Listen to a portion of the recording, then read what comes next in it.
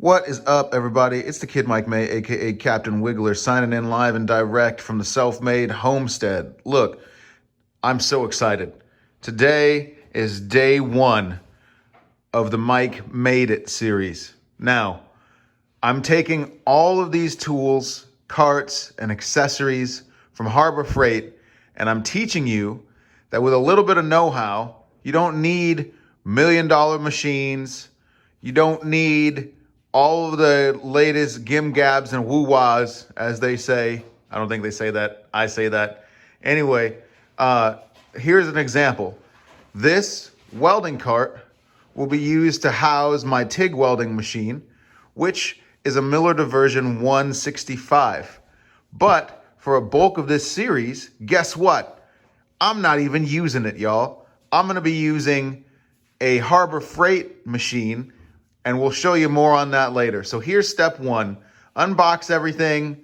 Make sure everything is there. It is.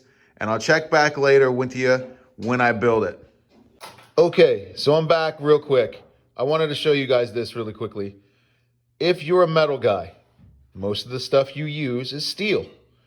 If you want to keep your desk and workspace organized, get you a few of these in various sizes. This one is the 4-inch magnetic parts holder by Pittsburgh. It is a Harbor Freight brand.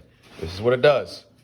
All those random pieces of hardware that come in all of the stuff you're going to assemble, they fit in here, and it's magnetized. So watch this. Look at it. Look at that. Look at that. They're in there, except for the loose guys on the top. But this will make your life so much easier and not end up with, oh man, I'm missing a piece.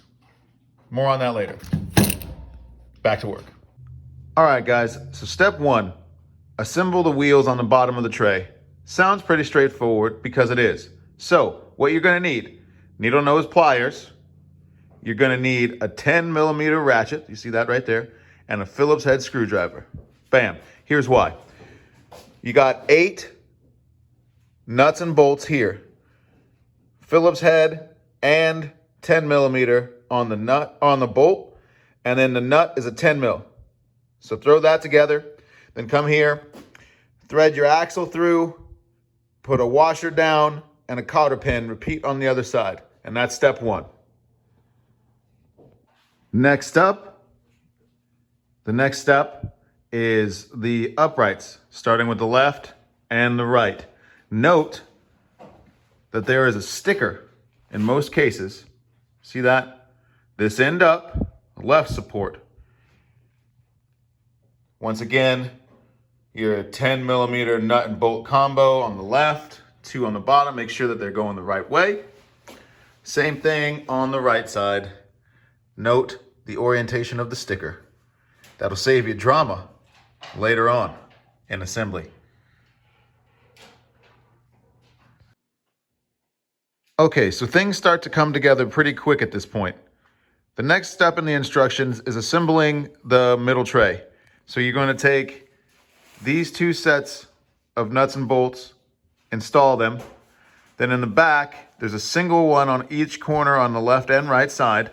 And in the bottom of the tray, you'll see another one here. Also note, in the middle of the back panel, there's a nut and bolt combo.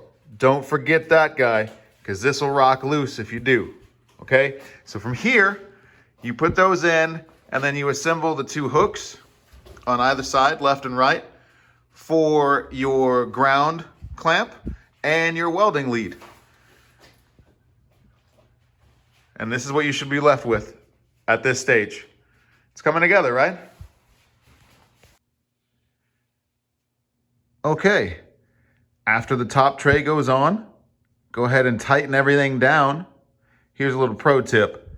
The most frustrating thing is not lining up the holes. So if you keep everything tight enough to hold shape and then finalize everything after it's built, you'll save yourself a lot of drama. Now, this is really straightforward. Like I said, you need 3 tools, needle nose pliers, 10mm wrench or ratchet, and a Phillips head screwdriver. I got it level there just because I wanted to make sure my table was still level. because you know this is heavy duty work. Just kidding. Look, if you like this video, be sure to subscribe because we're going to be building a lot of these tools and carts and accessories fresh out of Harbor Freight and showing you how you too can become self-made. Next video is their Flux 125 welder. I'll be building that and another cart for it. Stay tuned. Mike May with the Self-Made Homestead signing out. Peace.